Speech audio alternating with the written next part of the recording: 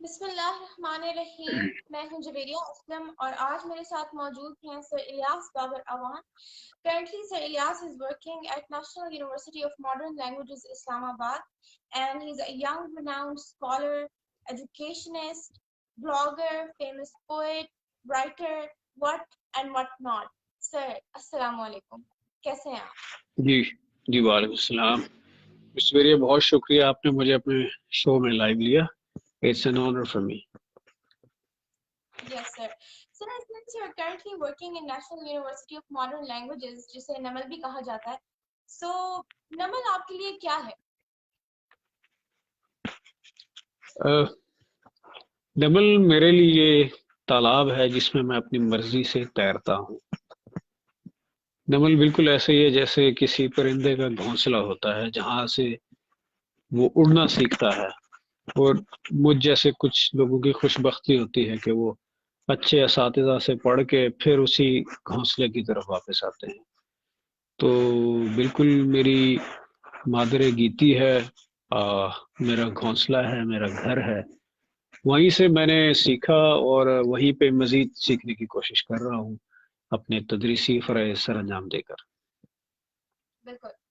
Sir, I was just going through your publications when I got to know کہ آپ کی 2 books India سے publish ہوئی، جس میں سے آپ کی پہلی بک تھی بنیادی تنقیدی تصورات اور دوسری بک آدیش.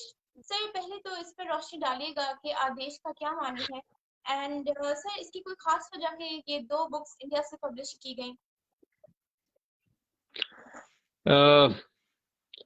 اصل میں جو میری کتاب تھی پہلے بنیادی تنقیدی تصورات، یہ پیٹر بیری ہیں، ایک نقاد سمجھ لیجئے یا محقق سمجھ لیجئے. انہوں نے ایک کتاب لکھی تھی بڑی بیسک معلومات کو اکٹھے کر کے، جو بنیادی تھیری ہے جو ہمارے یہاں مختلف کلاسز کو، مختلف جماعتوں کو پڑھائی جاتی ہے، جیسے کہ بی ایس میں، کئی جگہ پہ ایم ایس اور پی ایچ ڈی میں بھی یہ کام آتی ہے. ظاہر ہے ایکڈیمک بک کوئی بھی ہو وہ ضروری ہوتی ہے.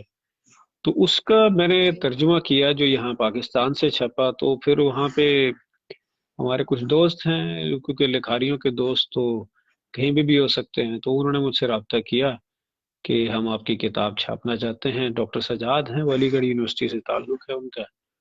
تو پھر انہوں نے اس کو شائع کیا وہاں پہ، اور وہاں پہ پڑھائی بھی جاتی ہے علی گڑھ یونیورسٹی میں. اور یہ تو ایسے جی. تو جو آدیش ہے یہ کتاب شائع ہوئی، ہمارے دوست ہیں مقبوضہ کشمیر سے ہیں، عمر فرحت ان کا نام ہے، بڑے اچھے لکھاری ہیں، شاعر ہیں، نقاد ہے، اور ان کا اپنا اشاعتی ادارہ بھی ہے. تو انہوں نے کہا کہ اپنی کتاب دیجیے کوئی، میں شائع کرنا چاہتا ہوں. میں نے کہا کہ میرے پاس ایک تازہ کتاب ہے جو بالکل لیٹسٹ غزلیہ پلس نظمیہ مجموعہ ہے. تو انہوں نے وہاں سے شائع کر دی، اور ابھی وہ پاکستان سے بھی جلد ہی شائع ہو جائے گی. بالکل. سر پچھلے سیشنز میں بھی میں نے اپنے تمام آنریبل گیسٹ سے یہ سوال کیا، اینڈ آئی آلسو نو کہ ریپیٹیشن ہے، but sir since I am in the quest of finding a solution, تو میں آپ سے بھی یہ سوال کروں گی بیکاز ہر ایک کا اپنا اوپینین ہوتا ہے. تو سر پینڈیمک کے دوران education and the way the government conducted the exams and then the results, sir how do you see it all? Pandemic جیسی صورتحال ظاہر ہے ہماری زندگی میں تو پہلی مرتبہ آئی ہو، وگرنہ ہر صدی میں یا ہر 2 صدی بعد اس قسم کی صورتحال سے اس دنیا کے باشندوں کو سامنا کرنا پڑا. اور ظاہر ہے انسان اپنی لیونگ ہسٹری کے اندر ہی سمجھتا ہے کہ شاید یہی اے ٹو زی ہے، یہی ہسٹری کی الف اور یہ ہے. تو اب ہمارے پاس چونکہ چیزوں کو محفوظ کرنے کے ٹولز زیادہ آ گئے، اور اس پہ ہم اس کو کوانٹیٹیولی اپنی جو لائف ہے اس کو ہم دیکھ بھی سکتے ہیں.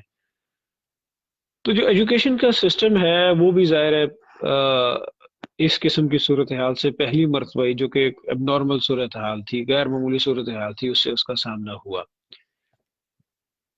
تو ہوا یہ کہ ہمارے جیسے جو ترقی پذیر ممالک ہیں جہاں پہ ابھی تک جو ماڈرن ٹیکنالوجی ہے یا جو کنٹمپریری گیجٹس ہیں ان کی نو ہاؤ اتنی نہیں ہے، اور اس کا استعمال بھی جو پروفیشنلی اتنا بہتر نہیں ہم لوگ جانتے. تو جب ہمیں اس کا سامنا کرنا پڑا تو اس کو سمجھنا کسی اور طریقے سے پڑے گا نسبتاً ان ممالک کے جہاں پہ یہ چیزیں بنی ہیں یا جہاں پہ یہ چیزیں استعمال ہوتی ہیں. باوجود اس کے کہ ہم دونوں جو انتہائیں ہیں ترقی یافتہ ممالک اور ہمارے جیسے جو ترقی پذیر ممالک ہیں یا غریب ممالک ہیں، ان کے یہاں جس طرح بہت ساری چیزوں کا اختلاف ہے، اس کو استعمال کرنے پہ بھی اختلاف ہے.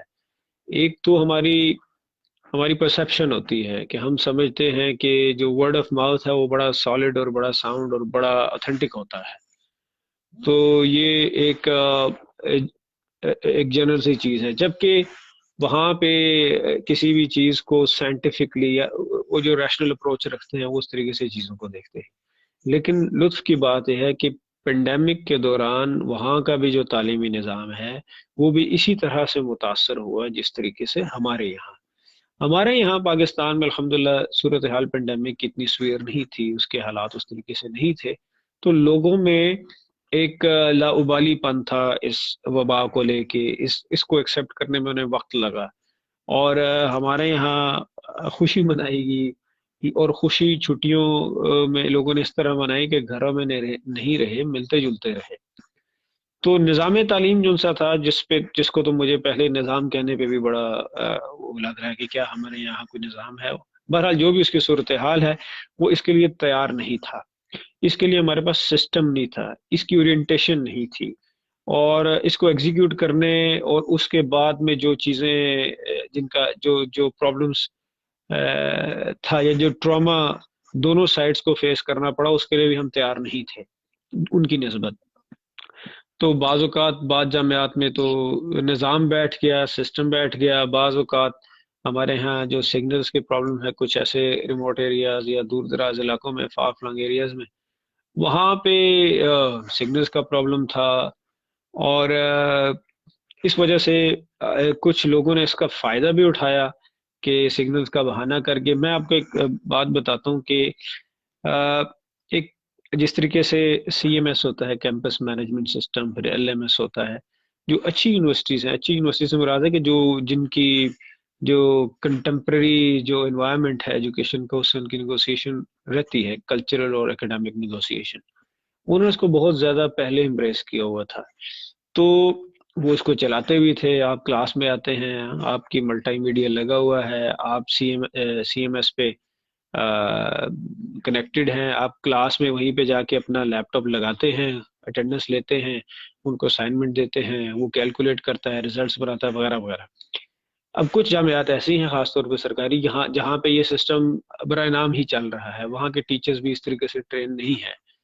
اور تو ہوا یہ کہ وہاں پہ یہ چیزیں نہ ہونے سے ایک کلچر بھی ڈیولپ نہیں ہو سکا. تو میں یہ کرتا تھا کہ بلکہ آج بھی میں کرتا ہوں، میرے طالب علم اس بات کے گواہ ہوں گے کہ میں نے فیس بک پہ ہر سیمسٹر میں ایک گروپ بنا لیتا تھا. اس گروپ کے اندر صرف وہی اسٹوڈنٹس ہوتے تھے، اور وہ لمیٹڈ گروپ ہوتا تھا جس کے اندر جو ہم اٹینڈنس کلاس میں لیتے تھے اس کی فوٹوگراف، اس کی تصویر وہاں پہ لگتی تھی.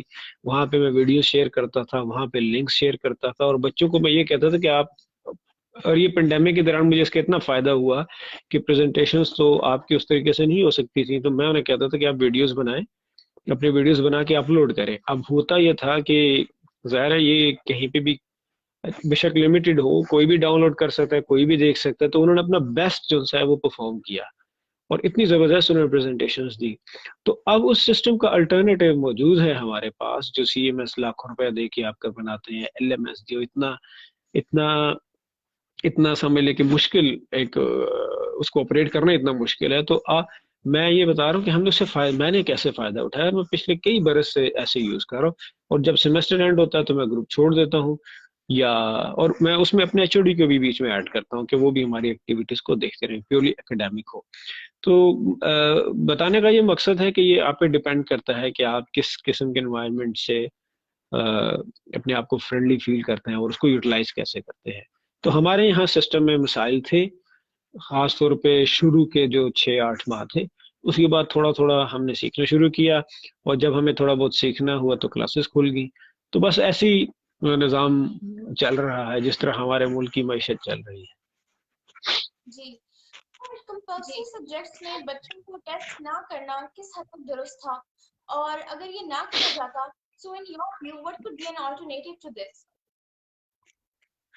میرے خیال میں ہمیں اسکول کے نظام کو سمجھنا ضروری ہے. اسپیشلائزیشن کرنا یا ایک اسپیشل ایک خاص ذہن سازی کرنا اچھی بات ہے، لیکن جو آپ کا 12 ایئرز ایجوکیشن ہے، بلکہ 12 ایئرز بھی نہیں، جو 10 ایئرز کی ایجوکیشن ہے، اس میں بڑا کمپریہنسو قسم کا آپ کا سلیبس تیار ہوتا ہے، اور جس کو امپلیمنٹ کیا جاتا ہے اس کا مقصد یہ ہوتا ہے کہ آپ کی جتنی بھی سوشل اسٹیٹکس ہیں، یا آپ کا جو ریشنل اپروچ ہے ٹورڈز لائف، جو آپ کی تھیولوجی ہے، جو فلاسفی آف لائف ہے، یا سائنس کی طرف آپ کا جو رجحان ہے، ان سب چیزوں کو ایک بڑا کمپریہنسو قسم کا ڈیزائن کر کے اس کو اپلائی کیا جائے، تاکہ آپ کے اندر کسی بھی قسم کی صلاحیت ہے، آپ جس قسم کا ذہن رکھتے ہیں، اگر آپ آرٹس کی طرف جانا چاہتے ہیں، سائنسز کی طرف، کمپیوٹر سائنسز کی طرف جانا چاہتے ہیں، تو آپ کے تمام، جس کو اردو میں کہتے ہیں نا سوتے، اس کی آبیاری کرتا ہے.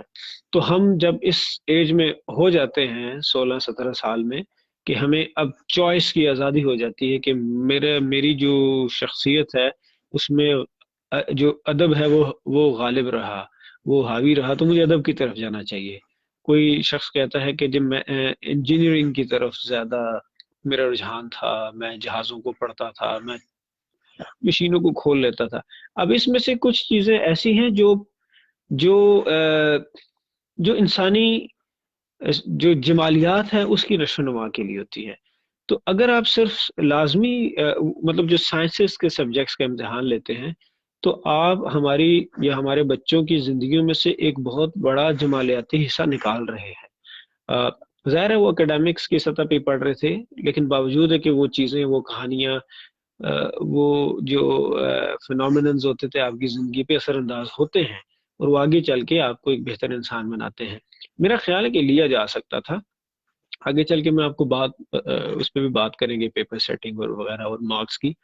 تو میں سمجھتا ہوں کہ میں تو اس چیز سے خوش نہیں ہوں کہ ہم کم از کم ایسے ذہن ہمارے پاس تو ہونے چاہیے، اگر مشینیں نہیں ہیں، کہ ایک اسٹوڈنٹ کو کس طریقے سے چیک کیا جا سکتا ہے.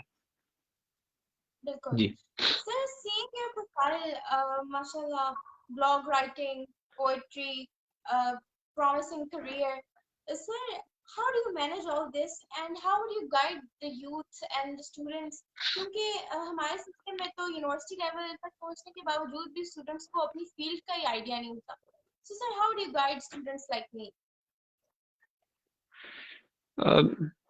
آپ تو خیر ماشاء اللہ مس جویریہ بہت ہماری عمر میں، جب مطلب ہم آپ کی عمر میں تھے تو ہم سے تو بات بھی نہیں کرنے آتی تھی. آپ تو ہم سے بہت ٹیلنٹڈ ہیں، آپ بہت اسمارٹ ہیں اور بڑی انٹیلیجنٹ ہیں. آپ کو چیزوں ہم سے تو بات نہیں کرنی ہوتی تھی. تو آپ تو نہیں، اوور آل جو اسٹوڈنٹس ہیں ان کو یہ بتانا چاہوں گا کہ میں بھی بالکل ایک عام سا طالب علم تھا. میں بھی کوئی بہت ذہین نہیں تھا، وہ ابھی بھی نہیں.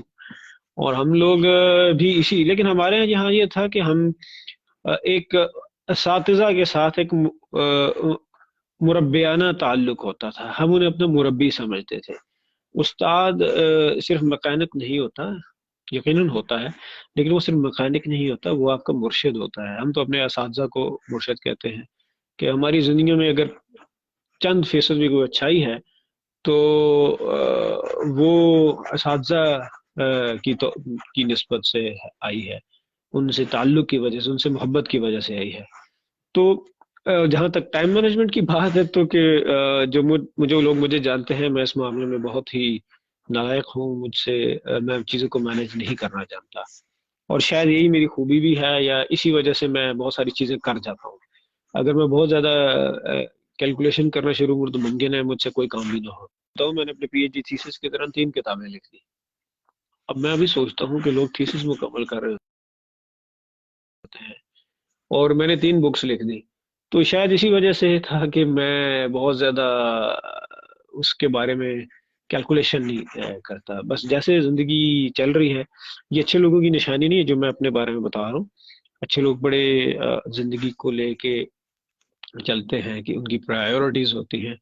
میری کوئی ایسے پرائیورٹیز نہیں ہے، ایک زندگی گزارنی ہے، وہ گزار رہے ہیں اپنی مستی کے ساتھ. Sir, how do you define a teacher? اچھا ہاں، آپ نے میرا خیال پوچھا کہ ایک استاد کو کس طریقے سے ڈیفائن کیا، یہی سوال پوچھا. تھوڑی آواز کا مسئلہ تھا. جی. How do you define a teacher? جس ہاں، ٹیچر کے بارے میں بہت سارے بڑے لوگوں نے بڑی اچھی باتیں کی ہیں. جیسے کہ ایک استاد وہ ہوتا ہے کہ جو جب پڑھا کے چلا جائے تو وہ بھلے اپنے سٹاف روم میں جائے، جو اس کے اسٹوڈنٹس ہیں وہ لائبریری جائیں. ایک گھوڑا جو سا ہوتا ہے، گھوڑا ٹرینڈ ہوتا ہے بہت اچھا، اس کو جو ایڑ لگانے والا ہوتا ہے وہ استاد ہوتا ہے. تو اب میں تو استاد کو ایسے سمجھتا ہوں جو آپ کے اندر جو ہڈن ٹیلنٹس ہیں، جو آپ کی خوبیاں ہیں، ان کو مہمیز کرتا ہے، اس کی پرورش کرتا ہے، اور اس کو ارتفاع بخشتا ہے. اور ایک اچھا استاد چاہتا ہے کہ میرا شاگرد مجھ سے آگے جائے. حالانکہ ایسا ممکن نہیں ہوتا، لیکن وہ انگلی پکڑ کے آگے لے کے جاتا ہے تاکہ یہ ہم سے بہتر ہو. تو یہ استاد اس کو کہتے ہیں، یہ مکینک کو نہیں کہتے. یہ جو مجھے اصطلاح استعمال کرتے ہیں نا ٹیچر، پتہ نہیں کیوں ٹیچر کا لفظ استعمال کرتے ہیں. یہ جو ویسٹرن ایجوکیشن سسٹم ہے، جو کیپٹلزم کی اپنی اصطلاحات ہیں، ان میں سے ایک ٹیچر بن گیا جس کے اندر سے لائف نکل گئی. تو استاد ہم سمجھتے تھے، ہم تو اسکول میں ماسٹر جی کہتے تھے یا سر کہتے تھے، اور سمجھتے بھی تھے. تو میں سمجھتا ہوں کہ اچھا استاد وہ ہے جو آپ کے خوابوں کی ایکسپینشن اور ایکسٹینشن کرے. جی سر، جیسے کہ دیکھنے میں آیا کہ اسٹوڈنٹس نے تب بھی پروٹیسٹ کیا جب ایگزامس نہیں لیے گئے، اور تب بھی اسٹوڈنٹس کی طرف سے ایک وائلنٹ پروٹیسٹ دیکھنے میں آیا جب ایگزامس لیے گئے. تو سر یہ درست بات ہے کہ آئی ایگری کہ پروٹیسٹ کرنا ہر ایک کا رائٹ ہے، لیکن سر پروٹیسٹ کرتے کرتے ہم اپنے ملک کی پراپرٹی کیوں ڈیمیج کرنا شروع کر دیتے ہیں، اور اسٹوڈنٹس کو اس بارے میں کیوں گائیڈ نہیں کیا جاتا؟ اینڈ یونیورسٹی لیول پر اسٹوڈنٹس کی اس anger management and psychological behaviour کو ایڈریس کرنے کے لیے ٹیچرس کیا کر رہے ہیں؟ ہاں، میرا خیال ہے کہ جو استاد کی سب سے پہلے ٹریننگ کی ضرورت ہے.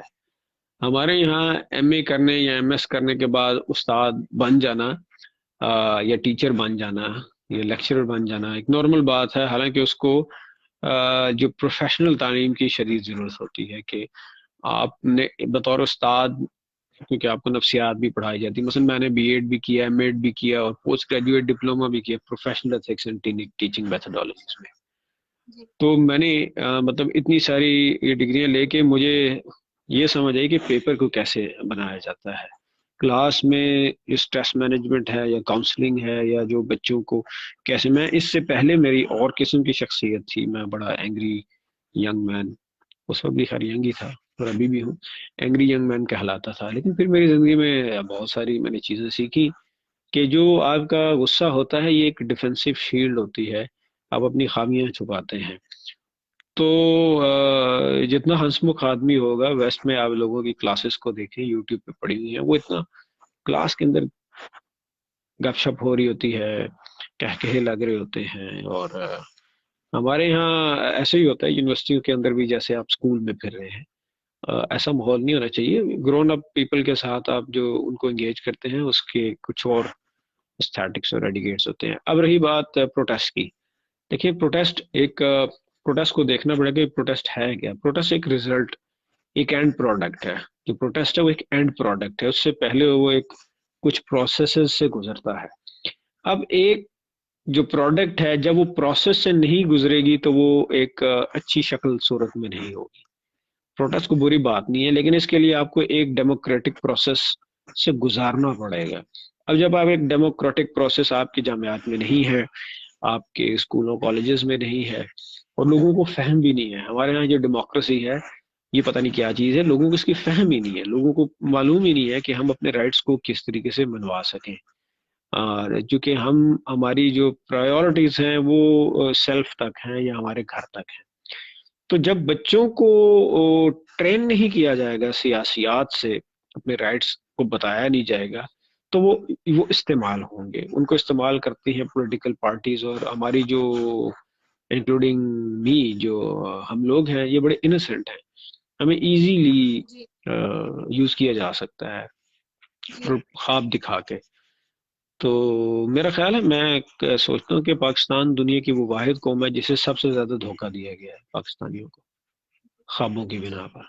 تو افسوس. جی جی سر، پر یونیورسٹی لیول تک پہنچنے تک ایک اسٹوڈنٹ کی پرسنالٹی فل ڈیولپ ہو چکی ہوتی ہے، لیکن جو اس کی پرسنالٹی میں چیزیں اس کی پرسنالٹی کا پرماننٹ حصہ بن چکی ہوتی ہیں، وہ نچلے سطح پر ہی وہ سارا کام ہو چکا ہوتا ہے. تو سر آپ کو کیا لگتا ہے کہ نچلے لیول تک، پرائمری لیول تک ایسے کن اقدامات کو ہمیں اپنے سسٹم کا حصہ بنانا چاہیے جس سے بچے کی گرومنگ فلی ہو چکی ہو جب وہ یونیورسٹی لیول تک آئے؟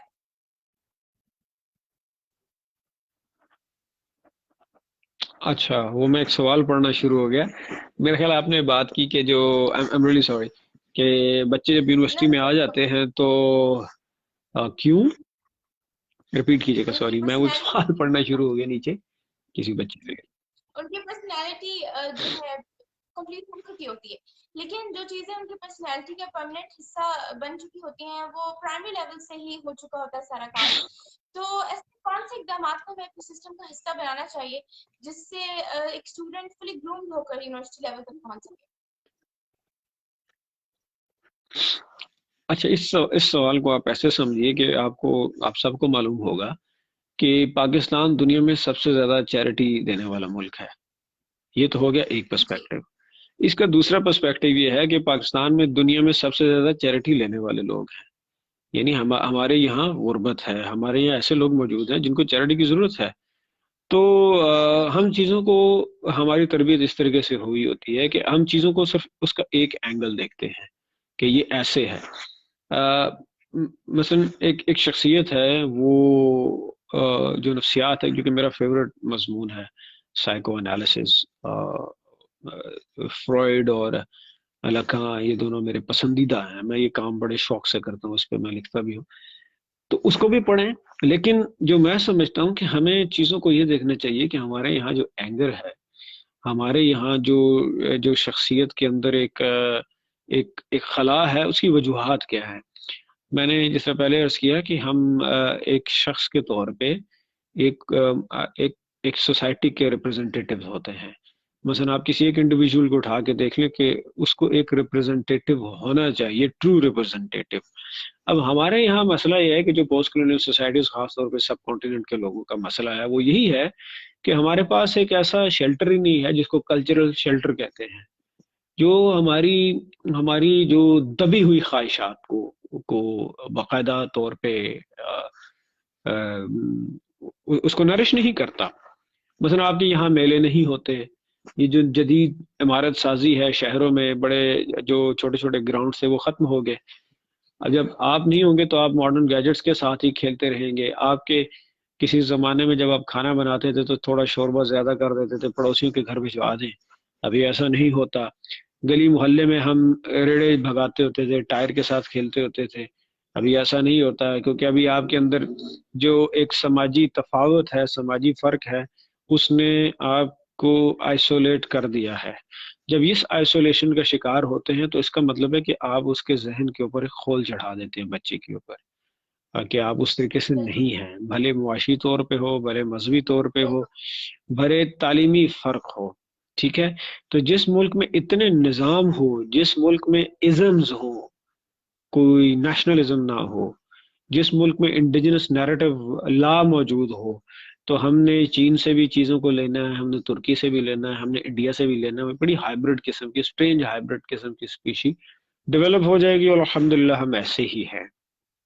تو ہمارے گھروں میں جو خانگی سسٹم ہے، اس کو پہلے ختم کرنے کی ضرورت ہے. کہ جو کمبائنڈ سسٹم ہے فیملی کا، اس کا کوئی اسلام سے تعلق نہیں ہے. ہم اوور obsessed ہیں جو ہندوانہ رسوم و رواج سے کہ ایک باپ نے ایک مکان بنایا، 4 بھائی ہیں تو چاروں کو ایک مکان میں ہی رہنا ہے، اس سے بہت سے نفسیاتی مسائل ہوتے ہیں. آپ دیکھیے گا اکثر بچے اسی قسم کے ماحول سے نکلے ہوتے ہیں. تو ایک پورے سسٹم کو اوور آل کرنے کی ضرورت ہے.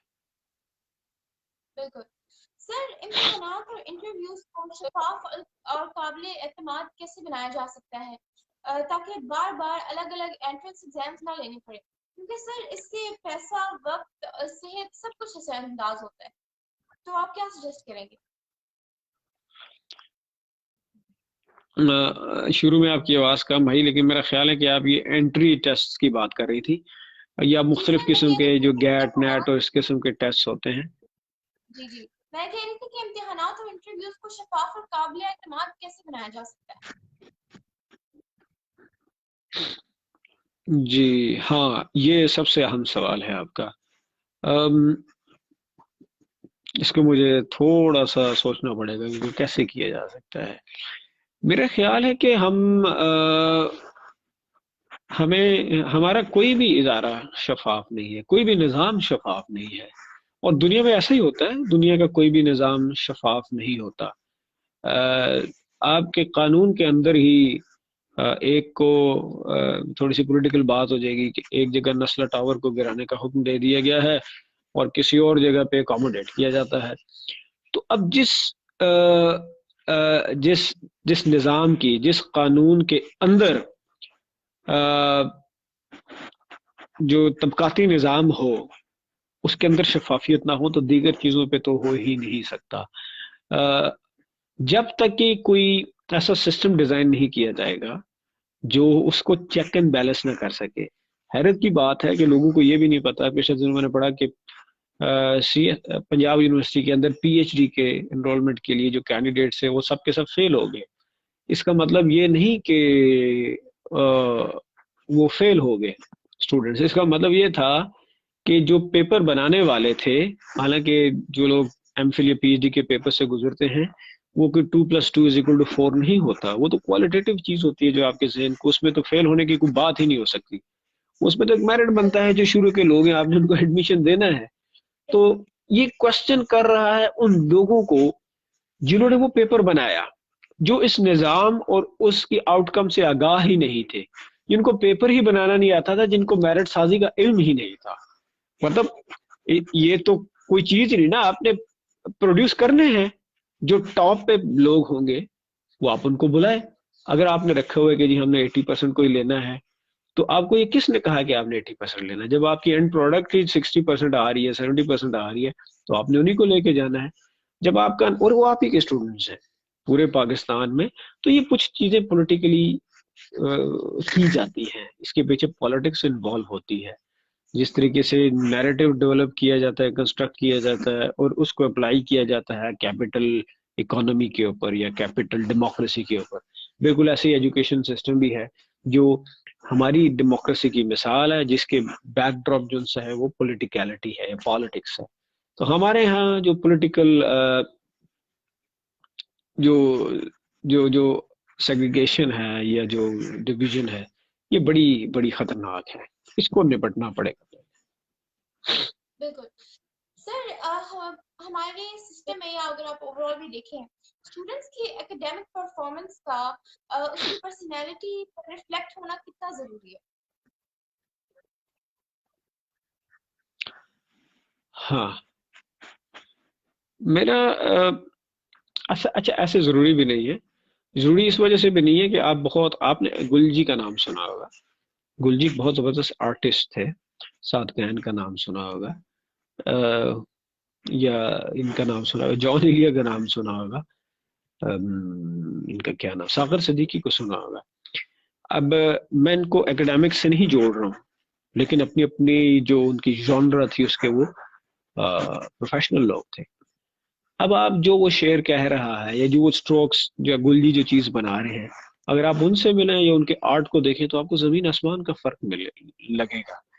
گلجی بالکل ایک اس طریقے سے شخص تھے، بڑے پیارے شخص تھے، لیکن وہ ایک بڑے اب نارمل سے شخص لگتے تھے. اسی طریقے سے رائٹرز کی لائف بھی ایسے ہی ہوتی ہے، اسٹوڈنٹس کی لائف بھی ایسی ہوتی ہے، ایک نارمل انسان کی لائف بھی ایسی ہوتی ہے. ایکڈیمکس ایک اور چیز ہے، وہ ایک سسٹم ہے، اس سسٹم کو جو لوگ سمجھ جاتے ہیں وہ 1100 میں سے 1100 مارکس بھی لے سکتے ہیں، جس کا آپ کی شخصیت پہ ریفلیکٹ ہونا کچھ ضروری نہیں ہے۔ آپ کی شخصیت بنانے کے لیے بہت سی اور چیزیں ہیں، جس میں آپ کا گھر شامل ہے، آپ کی مذہبی ایفیلیشن شامل ہے، اساتذہ شامل ہیں۔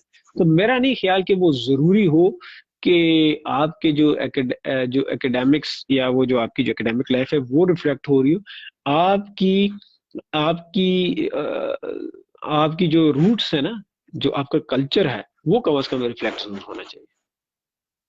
لیکن سر اگر آپ کے مطابق یہ ریفلیکٹ نہیں ہونا چاہیے تو آپ نے دیکھا ہوگا اس بار رزلٹ آنے پر کیسے موکنگ کی گئی اور بچوں کا مذاق بھی بنا کہ نہیں یہ تو 1100 اور 1100 ڈیزرو ہی نہیں کرتا تھا۔ تو سر پھر ایسا کیوں ہے اگر ضروری نہیں ہے ریفلیکٹ ہونا تو؟ ہاں جی جی، اچھا یہ جو لوگ اس کو ذرا سمجھیے کہ لوگ مذاق بچوں کا نہیں اڑا رہے، اس نے 1100 میں سے 1100 مارکس لیے ہیں، لوگ مذاق نظام کا اڑا رہے ہیں، سسٹم کا اڑا رہے ہیں۔ جو ایک کوشچن پیپر سیٹ کیا جاتا ہے اس کی 3 لیئرز ہوتی ہیں۔ ایک ہوتی ہے میڈیوکرز کے لیے، آپ کے ایجوکیشن سسٹم میں جو ہم نے پڑھا ہے یا جو سیکھا ہے اس میں کوئی فیل نہیں ہوتا، کوئی آؤٹ اسٹینڈنگ نہیں ہوتا، ٹھیک ہے، ایکسیپشنلی ایک آدھا ہو سکتا ہے۔ یہ پیپر پیٹرن ہوتا ہے، یہ ایک ڈیزائنڈ، اسی طریقے سے سلیبائی بھی ایسے بنتا ہے، کچھ بریلینٹ اسٹوڈنٹ کے لیے، فتینوں کے لیے، ذہینوں کے لیے، کچھ نارمل لوگوں کے لیے۔ اگر سسٹم جو اسٹوڈنٹس ہیں ان کو پروڈیوس کر رہا ہے تو وہ سسٹم کو چیک ہونے والی بات ہے۔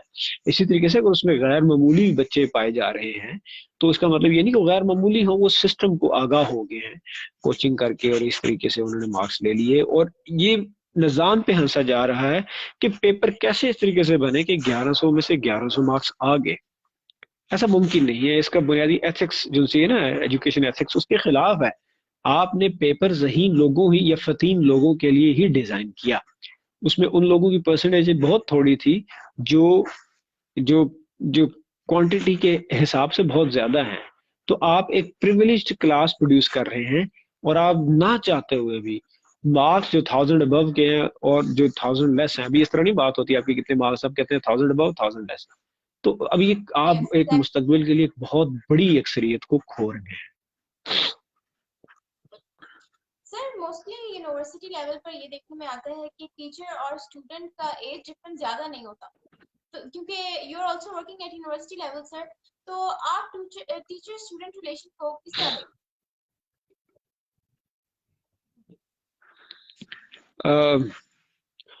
ایج ڈفرنس تو ہوتا ہے، یقیناً ہوتا ہے، یونیورسٹی میں آپ کو پڑھانے کے لیے ایک سرٹن کوالیفکیشن کی ضرورت ہے، اور جب وہ اس میں جاتے ہیں تو ظاہر آپ کی ایج، ہاں یہ ہوتا ہے کہ مثلاً کئی دفعہ ہم نے ایم فل کو پڑھاتے ہوئے ایسے اسٹوڈنٹس آئے گئے جو ہم سے عمر میں بھی بڑے تھے، اور وہ تو یقیناً یہ تو ہوتا ہے، لیکن میرا خیال ہے کہ یہی خوبصورتی ہے، یہ واحد جاب ہے جو آپ اپنی بڑی یہ ڈاکٹرز یا ہم اپنے سے بڑے عمر کے لوگوں کو بھی ہم ڈائریکٹلی ان سے انٹریکٹ کرتے ہیں، ان کو پڑھتے پڑھاتے ہیں۔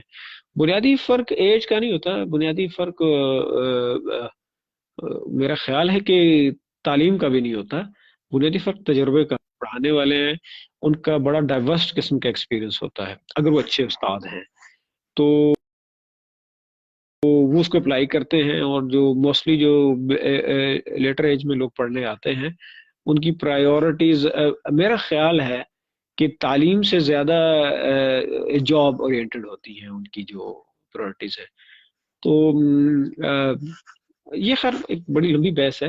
میں سمجھتا ہوں کہ اگر آپ کسی کو توقیر دینا جانتے ہیں تو آپ توقیر ارن بھی کر سکتے ہیں، عزت ارن بھی کرتے ہیں، اور عزت آپ کے لباس میں نہیں ہے، آپ کے اخلاقیات اور آپ کی تعلیمی جو ایجوکیشنل جو کمپیٹنس ہے وہ ہوتی ہے کہ آپ اس کو کس طریقے سے ایگزیکیوٹ کرتے ہیں۔ بالکل سر ہمارے نظام کو بہتر بنانے کے لیے آپ کیا سمجھتے ہیں کہ کیا کرنا چاہیے؟ سب سے پہلے تو ایچ ای سی کو ختم کرنا چاہیے، اور جو یہ کیا نام ہے اس کا، پرائمری اور میٹرک تک کے، خاص طور پہ جو یہ کیا کہتے ہیں سیکنڈری کہتے ہیں اس کو، سیکنڈری ایجوکیشن، یہاں کا کوئی ایچ ای سی سے بڑا ادارہ بننا چاہیے، کیونکہ آپ سائیکل پہ بیٹھ کے بائک پہ بیٹھ کے جو بائسیکل ہوتی ہے اس پہ بیٹھ کے آپ چاند کی طرف نہیں جا سکتے. تو ان کو چاہیے کہ جو ہمارا جو سسٹم ہے سیکنڈری ایجوکیشن تک، اس کو سب سے زیادہ ضرورت ہے کیئر کی، اس میں سب سے زیادہ پالیسی سازی کی ضرورت ہے. اس میں سب سے آپ کی کتابیں تک تو باہر کے ادارے بنا کے ارب ہا کھرب ہا روپے کما رہے ہیں، اور جو ورڈز کی پالیٹکس ہوتی ہے، ایک ورڈ آپ کو آئیڈیولوجیکلی کس طرح ڈیسنٹرلائز کرتا ہے، یہ آپ لوگ خود سے بہت اچھا جانتے ہیں جو آج کے بچے ہیں. جی ایک جس طریقے سے پچھلے دنوں بات ہو رہی تھی کہ جی خواتین کو نیچے بٹھایا ہوا ہے اور مردوں کو صوفے پہ بٹھایا ہوا ہے، یہ بتا رہے ہیں کہ جی ویمن جو سی ہیں وہ انفیریئر ہیں ہمارے معاشرے میں، مارجنلائزڈ ہیں وغیرہ وغیرہ. تو اسی کتاب کے اندر ایسی بھی تصاویر ہیں جہاں پہ مرد نیچے بیٹھے ہوئے ہیں اور عورتیں اوپر بیٹھی ہیں. تو کہنے کا مقصد یہ ہے کہ اب ان کو یوٹیلائز کیسے کیا جاتا ہے، ان کو یوز کیسے رادر مس یوز کیسے کیا جاتا ہے. تو سلیبس کی طرف بڑا اہم دھیان دینے کی ضرورت ہے. جو آپ کی پالیسی، ریاست کی پالیسی، ریاست کی مذہبی پالیسی اور ریاست کی لسانی پالیسی کے ساتھ ہم آہنگ ہو. بالکل. سر انگلش لٹریچر اور ماشاء اللہ عاشق رسول، کیا کہیں گے آپ اس بارے میں؟ عاشق رسول جو آپ نے بات کی، کاش میں ہو سکوں عاشق رسول. یہ تو بہت بڑا عہدہ ہے، عشق تو بہت بڑی منزل ہے. میں ایک نارمل سا مسلمان ہوں، اور حضور صلی اللہ علیہ وسلم کی شخصیت ایسی ہے کہ اس کو کسی بھی مذہب کا شخص ہو، اگر وہ حضور صلی اللہ علیہ وسلم کی لائف کو پڑھا ہو تو وہ ان سے محبت کے بنا رہ نہیں سکتا. یہ تو میرا ایمان ہے کہ ان کی شخصیت. میں نے کتاب پڑھی تھی ایچ ایل کریگ کی بلال، تو اس کے ایک ایک لفظ کو میں نے محسوس کیا. مجھے نہیں لگتا کہ وہ حضرت بلال پہ تھی، لیکن حضور صلی اللہ علیہ وسلم کی سیرت پہ سے اچھی کتاب، مطلب حضور صلی اللہ علیہ وسلم کی لائف کے وہ اسپیکٹس دیکھنے کی جو نارملی ہمارے سامنے نہیں ہوتے، اس سے اچھی کتاب ہو. ظاہر ہے یہ باہر کے ممالک نے بھی پڑھی ہوگی اور باہر کے رہنے والے لوگوں نے بھی پڑھی ہوگی، تو وہ انسپائر ہوتے ہیں. حضور صلی اللہ علیہ وسلم کی شخصیت کا ہر پہلو ایسا ہے کہ اس سے بغیر کسی منطقی استدلال کے محبت ہو جاتی ہے. تو میں بھی ایک نارمل عام شاید بے عمل انسان ہوں، لیکن ان سے محبت کے بنا تو زندگی نہیں ہے، بلکہ یہی زندگی ہے انگلش لٹریچر ہونا. بلکہ انگریزی نے تو مجھے، میرے جو دوست ہیں، بلکہ بہت سے دوست ایسے ہیں جو انگریزی پڑھتے ہیں، تو ان کا دماغ بہت اچھا مجھ سے اچھا ہو جاتا ہے. مطلب اوپر مجھے سمجھ نہیں آتی کہ ہم جتنا انگریزی پڑھتے ہیں، میں اپنی بات کر رہا ہوں، تو میں تو اور مٹی میں ملتا جاتا ہوں کہ بھئی یہ کتنی بودھی باتیں ہیں، کتنی عام سی باتیں ہیں. ہمارے پاس بہت بڑا ٹریجر ہے الحمدللہ. سر شاعری، how will you define poetry sir? Poetry ایک سچی بات بتا دو کہ ایک ایب نارملٹی ہے جس کو لوگ بائی ڈیزائن اڈاپٹ کرتے ہیں. دیکھنے میں ایک نئی تعریف آپ کو پوئٹری کی دے دی کہ پوئٹری جو سی ہے یہ ایک ایب نارملٹی ہے جس کو لوگ انٹینشنلی یا بائی ڈیزائن آپٹ کرتے ہیں یا امبریس کرتے ہیں. ان میں سے ایک میں بھی ہوں. جی سر، کیونکہ آج آپ میرے ساتھ موجود ہیں، so owing to your presence here I would request you کہ آپ اپنی کوئی بھی پسندیدہ پوئٹری ہمارے ساتھ شیئر کریں. وہ کہتے ہیں نا، رس میں دنیا بھی ہے، موقع بھی ہے، رسپیکٹ بھی ہے. سو اوور ٹو یو سر.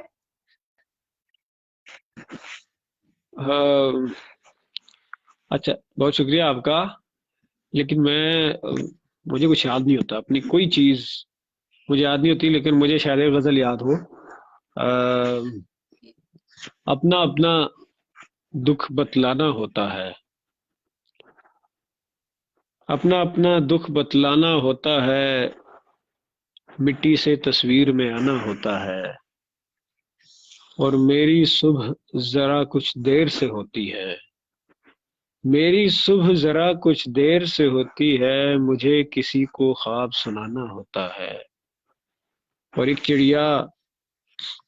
چڑیا مجھ سے بھی پہلے اٹھتی ہے، ایک چڑیا مجھ سے بھی پہلے اٹھتی ہے، جیسے اس کو دفتر جانا ہوتا ہے، جیسے اس کو دفتر جانا ہوتا ہے۔ اور یار کتابیں کتنی جھوٹی ہوتی ہیں، یار کتابیں کتنی جھوٹی ہوتی ہیں، ان میں کوئی اور زمانہ ہوتا ہے، اور نئے نئے منظر کا نئے نئے منظر کا حصہ بنتا ہوں، جیسے جیسے جسم پرانا ہوتا ہے۔ اور آخری شعر ہے کہ گھر کے اندر اتنی گلیاں ہوتی ہیں، گھر کے اندر اتنی گلیاں ہوتی ہیں، کبھی کبھار ہی باہر جانا ہوتا ہے۔ واہ sir, thank you so much sir, it was an honour having you on the show. تو تمام دیکھنے والوں کا بھی بہت بہت شکریہ، اپنا خیال رکھیے گا، اللہ حافظ۔ بہت شکریہ آپ کا مس جویریہ، تھینک یو، اللہ حافظ۔